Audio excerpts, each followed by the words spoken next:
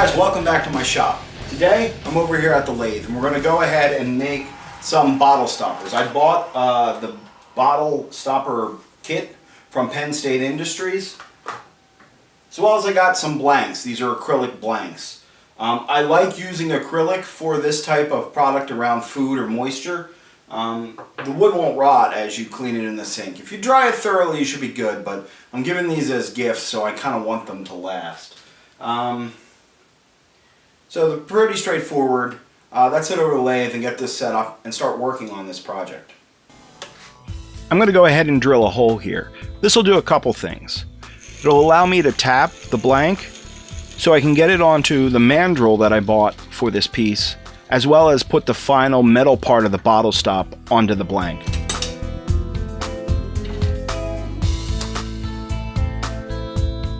I'm going to go ahead and clean up the bottom here. I want this nice and flat or a little bit concaved, so when I go ahead and put on the bottle stop piece, the turned acrylic will fit nicely to the metal part of the bottle stop. This will also help it sit nicely on the chuck when I go ahead and turn the rest of this bottle stop down.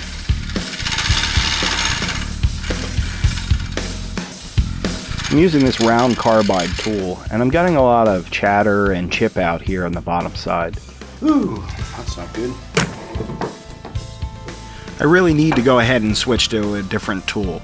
I grabbed my square carbide cutter and I came in from the side. That seemed to do a much better job.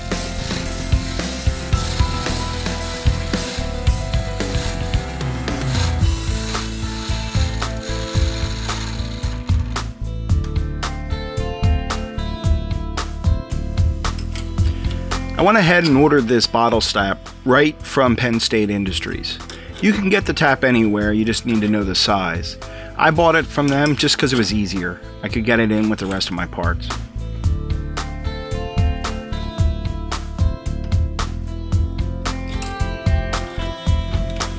I'm moving the tap back and forth. I really want to make these threads, but I've got to be careful I don't want to chip them out.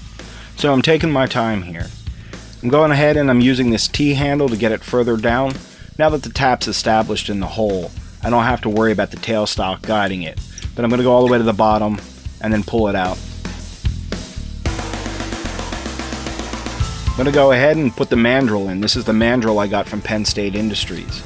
It screws onto the blank and it does a couple things. It attaches the mandrel onto the spindle of my lathe, as well as it shows me which diameter to turn down the blank to.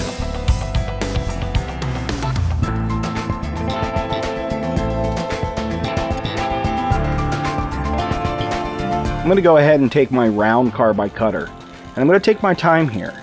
If I rush this, I can chip and blow apart the entire piece, and I don't want to do that. So I need to take my time, taking little nibbles and little bites each time until I work down and round out this piece. If I rush it here, I can destroy the entire piece.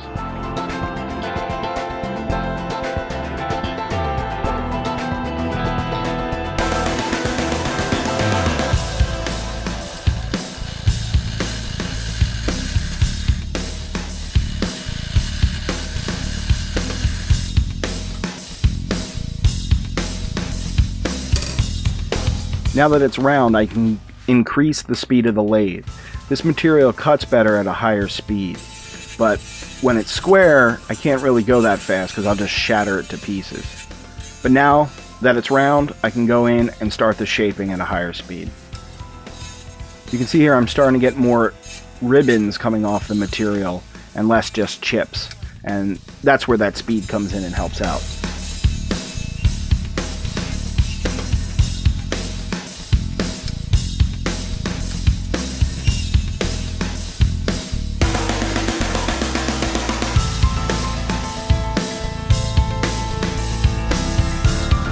What I'm doing here is I'm trying to match the angle of the turned piece to the angle of the metal part of the bottle stopper to kind of give it an appealing look.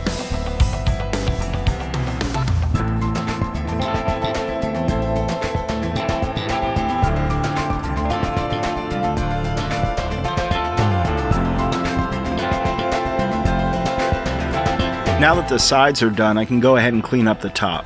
I want to put a nice sort of curve in here, but I don't want to go overboard. I don't want it to be bulbous. But I want to go ahead, clean it up, and ease the edge a little bit to make it kind of feel smooth in the hand.